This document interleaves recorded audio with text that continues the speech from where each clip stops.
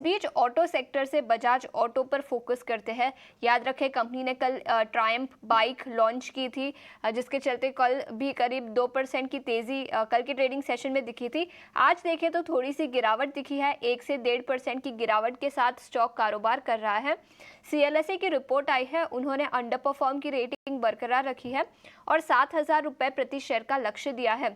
उनका मानना है कि नया लॉन्च तो काफ़ी अच्छा है, प्राइस पॉइंट भी काफ़ी अच्छा है, लेकिन कंपटीशन इस इंडस्ट्री में काफ़ी बढ़ रही है, जिसका नेगेटिव इम्पैक्ट कंपनी के परफॉर्मेंस पर दिखाई दे सकता है। इसी के साथ एक्सपोर्ट्स की बात करें तो यहाँ पर भी थोड़ा सा स्लो डाउन है, जिसके चलते उन्होंने अंडर परफॉर्म की राय दी है। 7,000 रुपये प्रति शेयर का लक्ष्य और स्टॉक में भी करीब 1 से 1.5% की गिरावट है। इसी पर एक टेक्निकल राय ले लेते हैं। अमोल आपसे पूछना चाहूंगी, अमित आपसे पूछना चाहूंगी, क्या राय बनेगी बजाज ऑटो पर?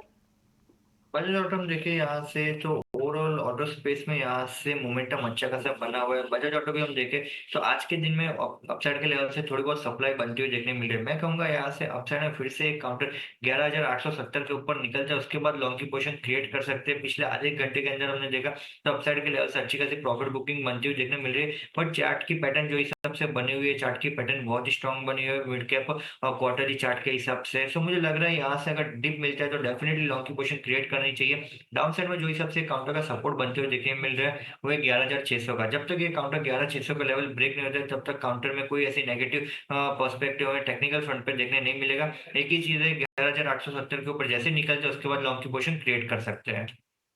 बिल्कुल, तो ये राय है बजाज ऑटो पर। स्टॉक में आज गिरावट, याद रखें कल बड़ा लॉन्च आया था, लेकिन ब्रोकरेज रिपोर्ट्स के दम पर स्टॉक में आज करीब 1 से 1.5% की गिरावट दिखी है। आईटी अगर हम देखें तो पिछले एक साल में सबसे बड़ा जो है वो इंट्राडे फॉल इस वक्त नज़र आता हुआ। जी हाँ, पिछले साल जुलाई के बाद अगर हम देखें तो आज के दिन सबसे बड़ा इंट्राडे फॉल आता हुआ और कमोबेश 10 दिग्गज स्टॉक्स ऐसे हैं जो कि इस वक्त निफ्टी आईटी में अगर हम देखें तो इस वक्त प्रेशर में नज़र आते हुए।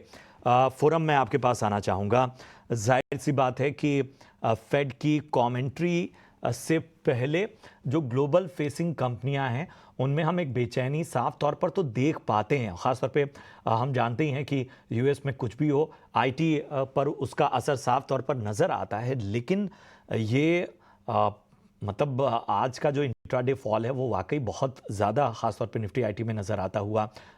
स्टॉक्स देखिए, किस तरह की रणनीति यहाँ पर रखनी होगी?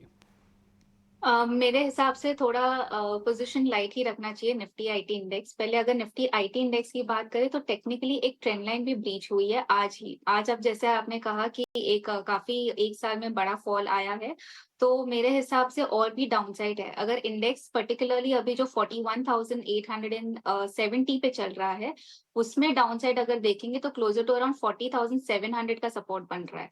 तो और भी 1,000 पॉइंट से ज्यादा का डाउनसाइड है, तो मेरे हिसाब से थोड़ा पोजीशन लाइट रखना चाहिए। बट वो नीचे के लेवल्स पे देखें तो वहां पे भी फिर भी ऐसा जरूरी नहीं है कि आप सीधा इन्वेस्ट कर ले या बाय कर ले। थोड़ा सा स्टेबल होने की जरूरत है और फिर ही हम देख सकते हैं। तो मेरे हिसाब से थोड़ा सा फिलहाल के लिए अवॉइड करें वो बेटर है। ठीक है।